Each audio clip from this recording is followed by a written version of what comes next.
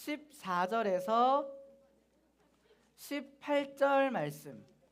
히브리서 2장 14절에서 18절 말씀을 우리 성경책을 다 찾아서 함께 읽어보겠습니다. 신약 성경 354쪽 히브리서 2장 14절에서 18절 신약 성경 354페이지에 있는 말씀을 우리 한 절씩 교독해서 읽어보겠습니다. 강도사님이 먼저 한 절 읽고 우리 친구들이 한 절 읽는 거예요. 알겠죠? 자, 먼저 강도사님이 읽습니다. 자녀들은 혈과 아크릴이 앞에 생기니까 강도사님이 깜빡했어요. 자, 우리 한번 외칠 준비 됐죠? 한번 외쳐보겠습니다. 하나님의 말씀입니다. 입을 맞춰서 우리 한 목소리로 다시 한번 하나님의 말씀입니다. 우리 감사의 마음을 담아서 한 절씩 읽어보겠습니다. 14절 제가 읽을게요. 자녀들은 혈과 육에 속하였음에 그도 또한 같은 모양으로 혈과 육을 함께 지니심은 죽음을 통하여 죽음의 세력을 잡은 자 곧 마귀를 멸하시며 매어 종로로 타는 모든 자들을 놓아주려 하심이니 이는 확실히 천사들을 붙들어 주려 하심이 아니요 오직 아브라함의 자손을 붙들어 주려 하심이라. 배심이 마땅하도다. 이는 하나님의 일에 자비하고 신실한 대제사장이 되어 백성의 죄를 속량하려 하심. 18절 같이 읽습니다. 시작. 그가 시험을 받아 고난을 당하셨은즉 시험 받는 자들을 능히 도우실 수 있느니라. 히브리서 2장 14절에서 18절 말씀. 아멘. 할렐루야. 자, 오늘의 말씀의 제목을 읽어볼까요? 시작. 나의 도움은. 지난주 말씀 혹시 기억나는 친구들 있어요? 내가 믿는 예수님은 이라고 이야기했지. 자, 첫 번째, 내가 믿는 예수님은 어떤 분이라고 이야기했죠? 지난주에 하나님의 아들이시다라고 이야기를 했어요. 하나님의 아들이었기 때문에 하나님을 닮았다 안 닮았다? 닮았는데 닮은 정도가 아니라 하나님과 어떤 분이시다?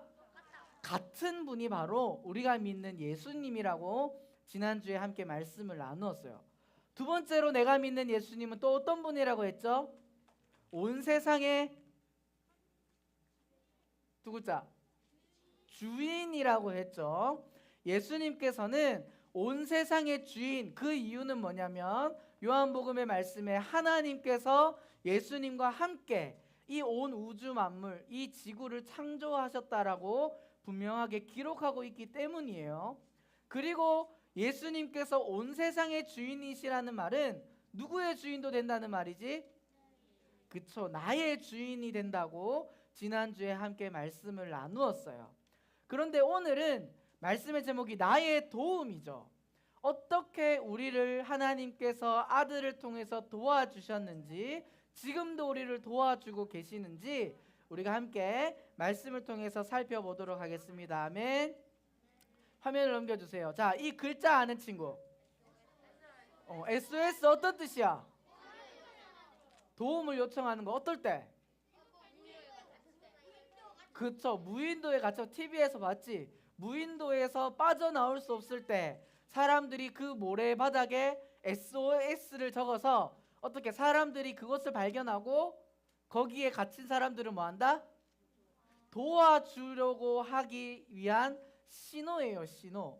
그래서 SOS는 내가 위험에 빠졌어요, 도와주세요 라고 하는 신호인데, 우리가 어떤 위험에 빠졌을 때는 도움이 필요할까요?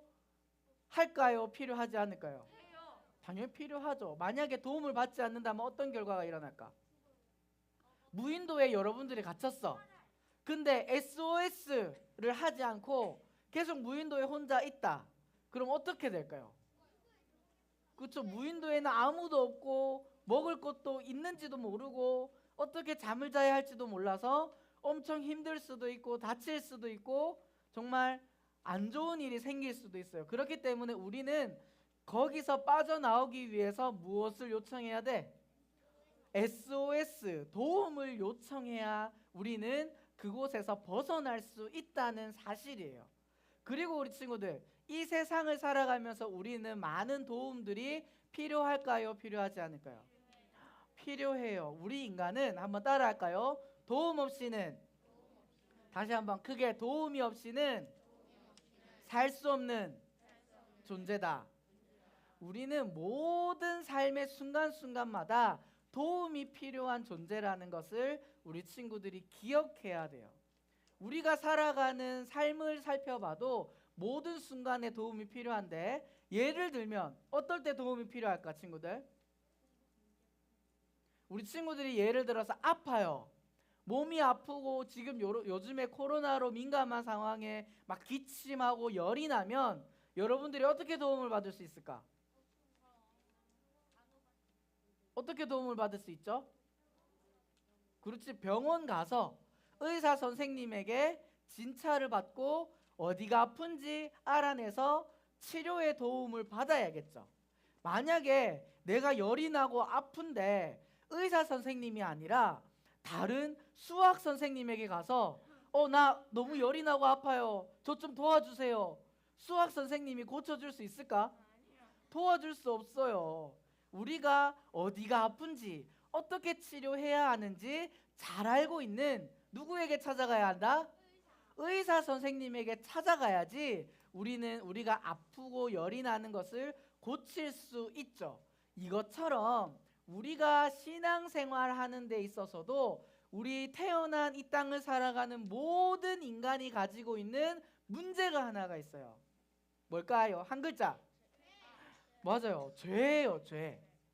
우리가 가지고 있는 죄라고 하는 이 문제를 아무리 여러 사람들에게, 똑똑한 사람들에게, 돈이 많은 사람들에게, 힘이 있는 사람들에게 찾아가서 이 문제 좀 해결해 주세요, 나 좀 도와주세요 라고 요청한다면 그 문제를 해결할 수 있는 사람이 있을까? 아무도 없어요. 이 죄라는 것을 해결할 수 있는 분은 한 분밖에 안 계세요. 누구일까요? 바로 하나님이시며 하나님의 아들로 이 땅에 오신 우리가 믿는 예수님이신 줄 믿습니다. 다음 화면.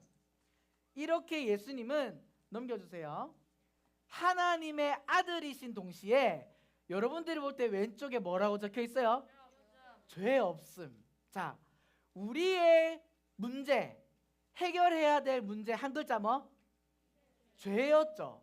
이 죄를 해결하기 위해선 어떤 존재가 필요하냐? 따라합시다. 죄 없는 존재가 필요하다. 우리 죄를 해결하기 위해선 죄가 없는 존재가 필요해요. 그런데 모든 이 땅을 살아가는 사람들에겐 죄가 있다 없다? 있어요. 그래서 그 죄를 해결할 수 있는 사람은 이 세상엔 아무도 없어요. 그래서 로마서 말씀해 보면 모든 사람이 죄를 범하였음에 어디에 이르지 못한다고 말씀하고 있죠? 하나님의 영광에 이르지 못한다라고 분명하게 기록하고 있는 것처럼 이 땅을 살아가는 모든 사람들이 서로 도우면서 또 필요를 구하면서 도와야 하지만 도울 수 없는 부분이 우리가 모두 가지고 있는, 해결해야 할 죄라는 것이에요. 근데 이 죄는 누구만 해결할 수 있다? 하나님의 아들이시며 죄가 없으신 누구? 예수님만이 이 죄를 해결하실 수 있다는 거예요. 친구들, 오늘 우리가 14절 말씀부터 읽었는데 10절 말씀에 보면 뭐라고 적혀 있는지 잘 들어보세요. 강도사님이 읽어줄게요. 그러므로 만물이 그를 위하여 또한 그로 말미암은 이가 많은 아들들을 이끌어 영광에 들어가게 하시는 일에 그들의 구원의 창시자를 고난을 통하여 온전하게 하심이 합당하도다. 자, 되게 어려운 말처럼 들려요. 그런데 무슨 말을 하고 있는 거냐면, 자, 많은 아들들을 이끌어 영광에 들어가게 하시는 일이라고 이야기했어요. 강도사님이 앞에서 우리는 죄 때문에 어떻게 될 수 없다라고 했죠. 하나님의 영광에 이를 수 없다라고 이야기했지. 근데 오늘 10절의 말씀에 보니까 아들들을 이끌어서 영광에 들어가게 하는 일을 한다라고 하고 있어요. 그런데 예수님이 어떻게 하냐면 예수님께서는 구원의 창시자이신데 무엇을 통하여 우리를 영광에 이르게 하시냐면 따라합시다. 고난을 통하여. 다시 한번 고난을 통하여. 다음 화면 보여주세요. 예수님께서는 우리들의 가지고 있는 문제, 해결할 수 없는 문제, 한 글자 뭐? 죄를 해결하시기 위해선 구원의 창시자, 구원을 주실 수 있는 유일한 분이시지만 무엇을 받아야만 했을까? 고난을 통해서 우리의 죄를 해결할 수 있다는 사실이에요. 예수님께서 이 무거운 십자가를 지고 고난 받으시며 고통 받으신 이유가 뭘까, 친구들? 우리의 죄를 해결하시기 위해서, 우리의 죄를 용서해 주시기 위해서인 줄 믿습니다. 왜 예수님께서 그냥 용서해 줄게 하면 되는데 왜 이렇게 힘들게 고난을 받으셨나? 그 이유가 뭐냐면 우리가 지은 죄의 무게가 너무나도 크기 때문이에요. 하나님은, 예수님은 여기 앉아있는 우리 친구들과 선생님들을 사랑하실까 안 사랑하실까? 누구보다 사랑하세요. 이 세상의 그 어떤 사람보다 나를 더 사랑하시는 분이 우리가 믿는 예수님이신 줄 믿습니다. 그렇지만 우리가 믿는 예수님은 사랑의 하나님이신 동시에 우리 한번 따라해 볼까요? 공의의 하나님이시다. 다시 한번 공의의 하나님이시다. 이게 무슨 말이냐면 우리가 잘못한 거에 대해선 벌을 받아야 된다는 거예요. 우리 친구들이 학교 생활하면서 친구들과 지내면서 나쁜 행동을 하고 잘못을 했을 때 부모님에게 뭘 받아요? 벌 받지, 혼나죠. 왜 혼나요? 그 잘못을 뉘우치고 다시 그 죄를 짓지 않게 하기 위해서죠.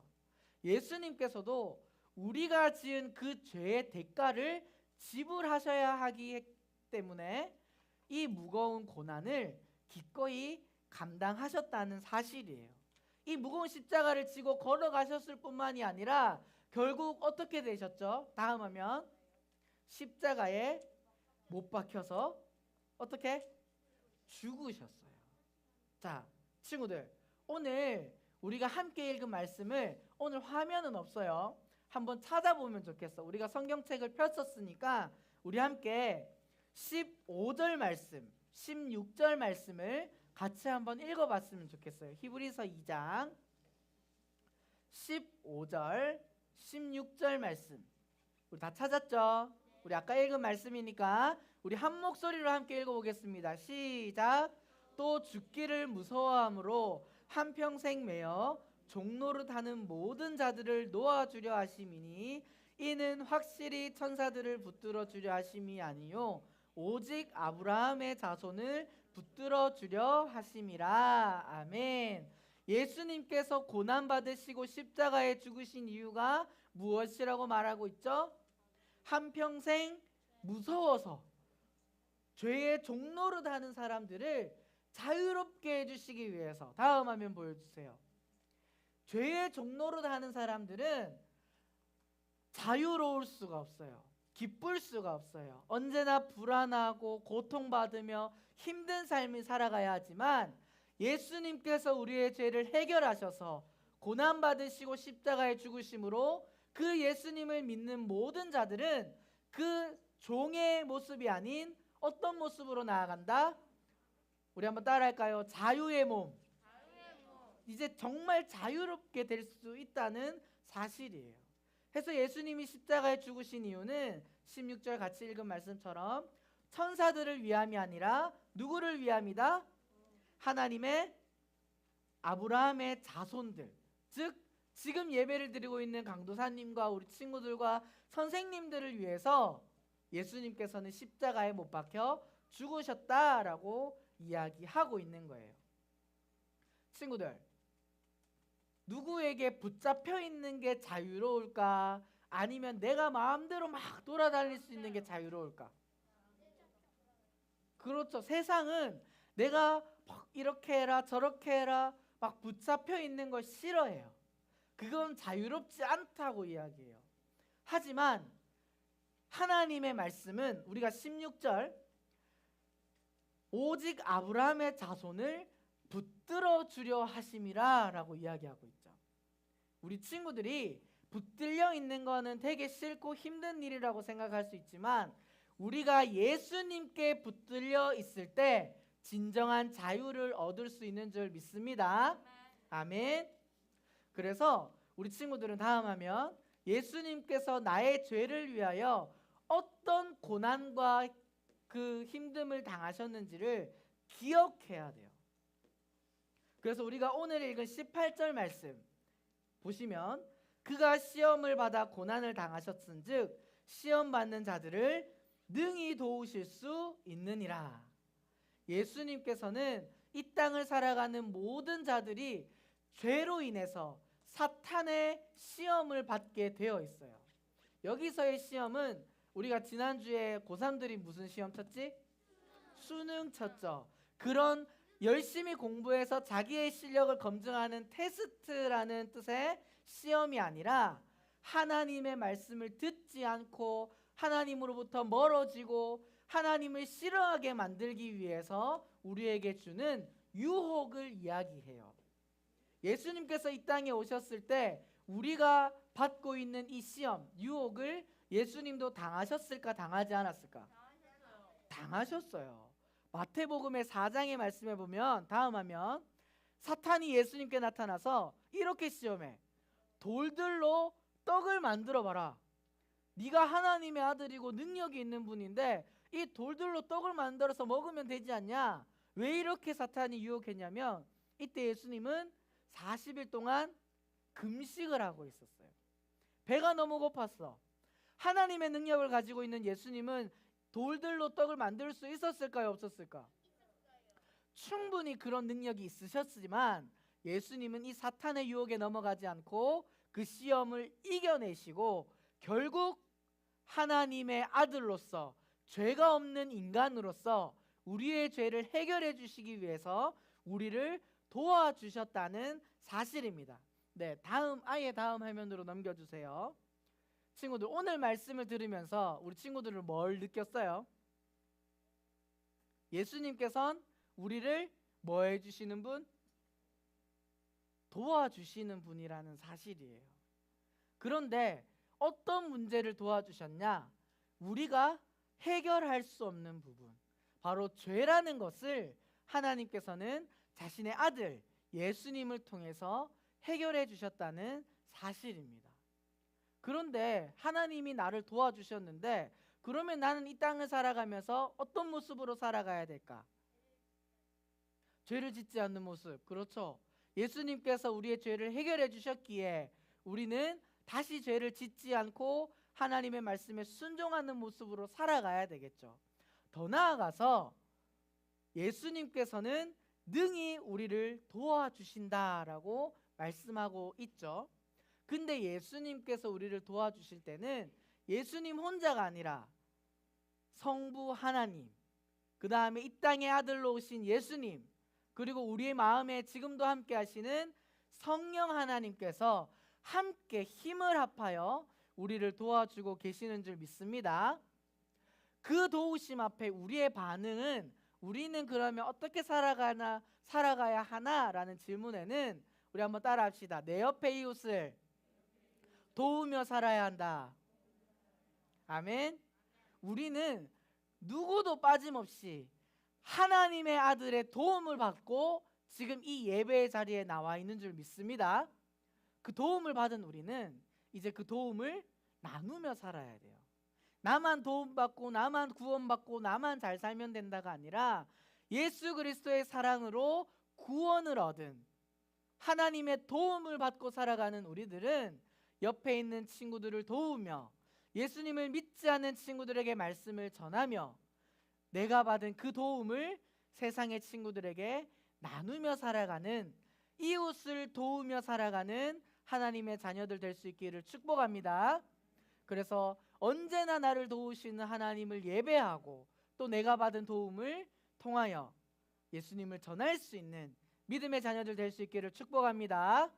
오늘 말씀을 기억하며 함께 찬양하고 기도하겠습니다.